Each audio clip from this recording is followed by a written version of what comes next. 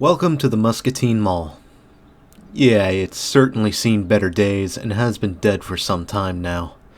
In fact, I'm a little surprised that, as of the making of this, it's still open. But join me as we go have a tour of this old mall.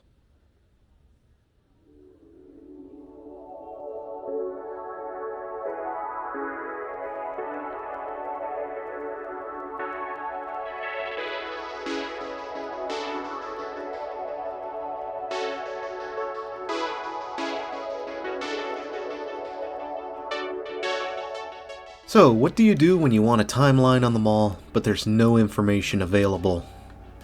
Well, I turn to one of the only friends I have in research, archived newspapers. Originally based out of Des Moines, General Growth Properties built a lot of malls across Iowa, and Muscatine Mall was no exception. Originally named the Muscatine Plaza, it would be close to completion in 1971 with Montgomery Ward already open and more on the way like Woolworth, Hy-Vee, and Walgreens. The mall would officially open on August 5th that year with a grand opening ceremony, and it went to be quite the talk of the town. The mall would host inlines like Baskin-Robbins, Kinney Shoes, Gallenkamp Family Shoes, Evanson's Gifts, and even a twin-screen Plaza Theater. And on the way would be Maurice's, Musicland, and Pizza Hut, among others.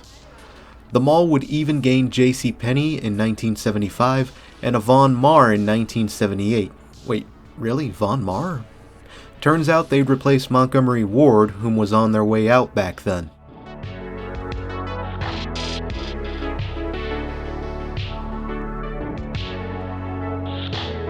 Maybe we should go to another planet because Earth is kind of, strange.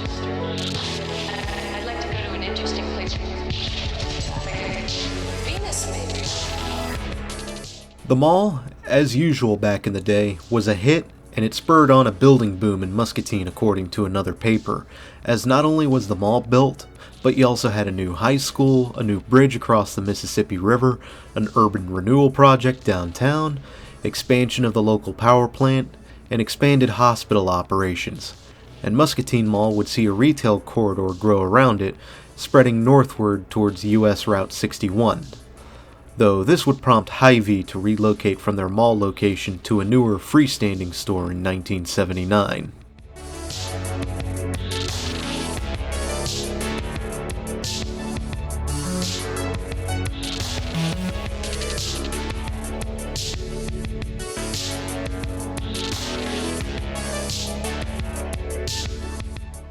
As time progressed into the 80s, Walmart would open up a new store in the mall in 1983, and according to the paper, this would be the first Walmart in Iowa. Now, things are a little murky, but it appears that the Woolworth at this mall was turned into a Woolco and then closed in 1982, leading up to Walmart replacing the store as Woolco's parent company was declining, and Walmart would last until 1994 before relocating to a freestanding supercenter.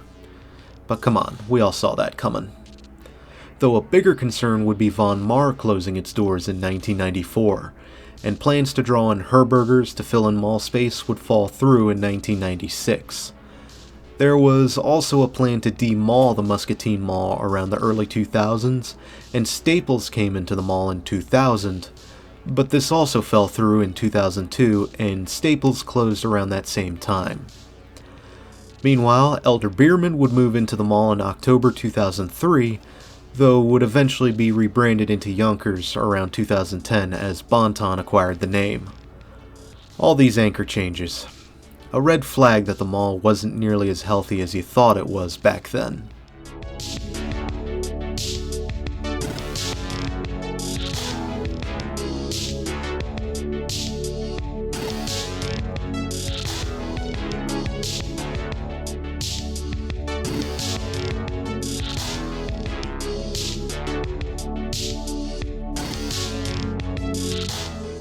Muscatine Mall would see a number of owners come and go. Aetna Life Insurance would purchase the mall from GGP around 1979 or 80. The dates are muddy, again, but Rouse Properties would be tasked with managing the mall before they would outright take over ownership of the mall in 1989. Rouse would have made the announcement in '83 to bring out the arts in the mall, emphasizing both visual and performance. However, Rouse would eventually sell the mall in 1998 to Landau and Heyman based out of Chicago for an undisclosed amount. And in 2004, the mall would be put up for auction, and the mall would be purchased in 2006 by a realtor named Thad Den Hartog and 3 other men whom would form the Muscatine Mall Management LLC company. The article from the Muscatine Journal would outline a rather grim tale for the mall, as its tax assessment totaled at $3.81 million, and inline occupancy was only 45%. Though local testimonies had hoped that the new company would do something about the mall, as others suspected the previous owners were only using the mall as a tax write-off.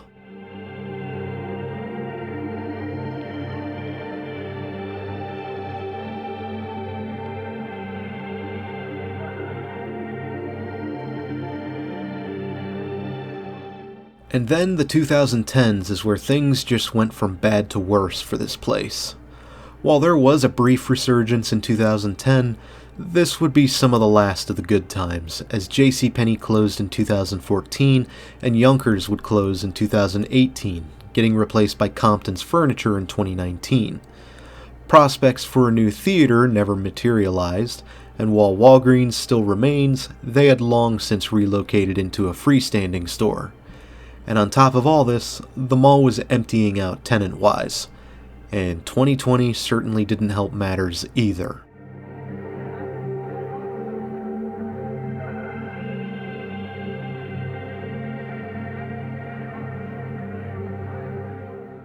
Today, time has not been very kind on this mall.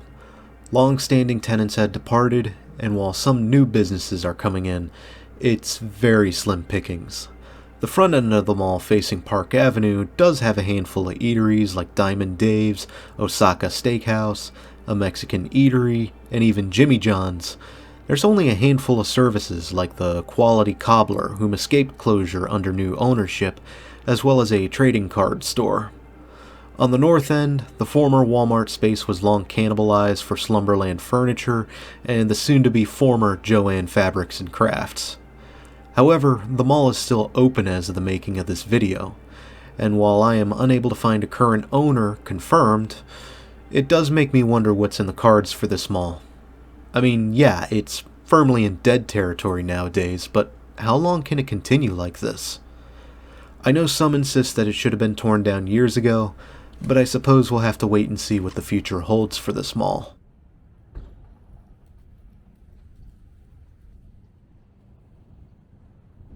Until next time, Muscatine, this is Doomie Grunt wishing you and your local mall farewell and good luck in the future, whatever it may hold.